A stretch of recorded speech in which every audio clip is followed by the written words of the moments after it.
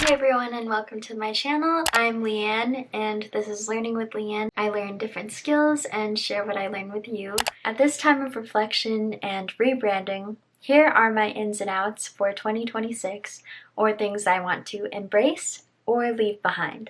For my ins, I want to read scriptures more. I'm doing a Bible challenge for the Old Testament. I want to apply what I learn and share what I learn every day. Number 2, intentional investing. Instead of spending on things I don't need, like mostly home decor and subscriptions that I don't use, I want to intentionally see what I want to buy, wait on it, see if I really need it or want it, and have a place for it. I want to spend time and money on things that really matter and things that can build me up with my health, knowledge, and overall well-being. Number 3, walks in nature. Going on nature walks helps spark ideas and creativity in our minds, and nature is healing to our souls. Number 4 is fasting on my phone for the first half an hour to 2 hours of my day. I don't want to be picking it up and scrolling, but I want to be doing my morning routine. Number 5, I want to create more than consume. I want to post more videos, brainstorm, write more essays, journal a lot more, create art, music, and express myself creatively rather than consuming mindlessly.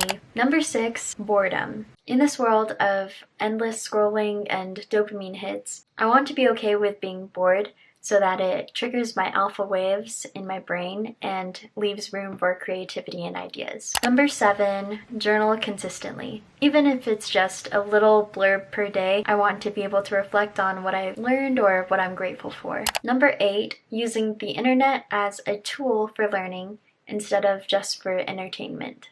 Number 9, deep learning.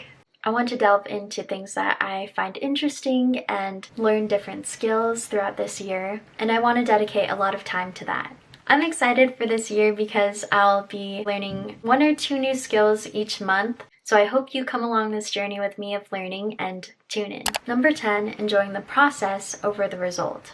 As a content creator, now that I'm posting, I don't want to be caught up in numbers or followers, but I want to enjoy the process of making videos and learning and sharing what I know with you all and being able to engage in this community rather than focusing on 1 million subscribers or 100,000 subscribers, even though I will celebrate those milestones, but not being focused on solely those. Number 11, going to the library. Going to the library gives a lot more options, and I'm able to explore different subjects that maybe I didn't even know that I wanted to explore. And look at all this. I got all of these from the library and I didn't pay a single cent. And they also have amazing programs like free Spanish classes and different discovery kits like bags full of different skills or themes. They have a Jane Austen bag with Pride and Prejudice and a DVD with fashion from the 1800s. And it's a way to explore different cultures and history as well as skills that you may not even have known you like. For my outs, I want to start with number 1. Doom scrolling on social media. I have deactivated Instagram and Facebook for now. TikTok I'm using mostly to post my videos and share my content, but I spend hours and hours of my life just scrolling and not learning anything. But one thing that I can do is go on to content that is beneficial for me for learning and write a little blurb of what I've learned from that video.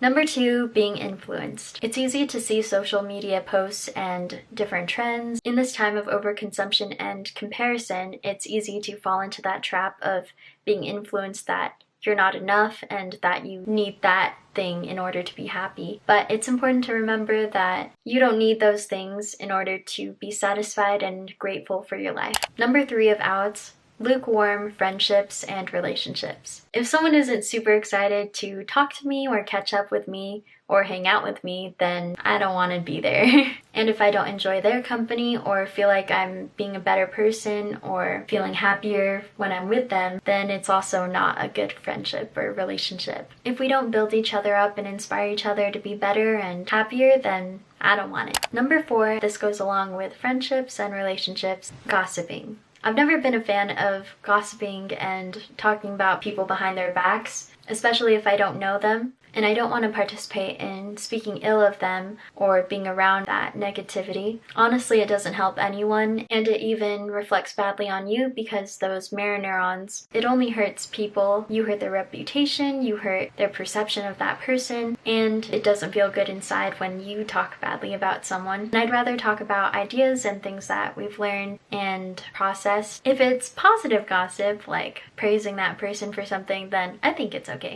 Number 5, oversharing. This kind of goes along with gossiping. If someone's gossiping to you about someone else, then they're most likely going to gossip about you to someone else. That's why I don't tell these people my business.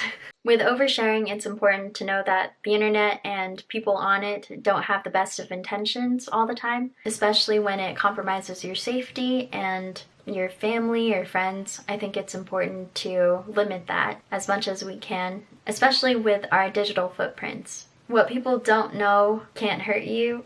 So if you don't share certain things about your life, then those are things that you can keep sacred and to yourself.